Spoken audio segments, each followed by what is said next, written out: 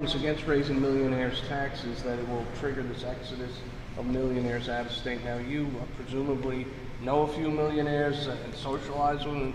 Do you accept that rationale? It's heard from Governor Christie, and it's heard from some Democrats. I don't. And by the way, I'm not, Charlie, we know each other. I'm not a class warrior, so it's not an us or versus them thing. Yeah. This is sort of two schools of thought. One school of thought is you give the very wealthiest and the biggest among us every break in the book, and that they'll take care of the rest of us.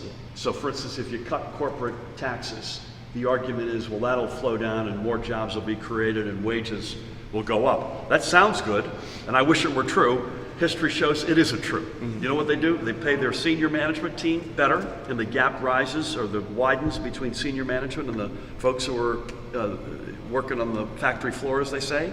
And secondly, they buy their shares back.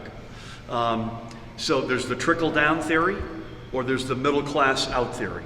And everything we've talked about this entire campaign is to back the truck up and get back to reinvesting in the middle class. Mm-hmm. And asking those, the biggest among us, the wealthiest among us, to pay their fair share. This is not trying to drive people out of business or out of town. To the contrary, because I would make the further argument, and this is borne out, that when the middle class is strong, not only do the folks in the middle class do well, and those aspire to get into it do well, but the reality is those at the very top of the rung do really well, because they typically fuel the businesses that they operate and own.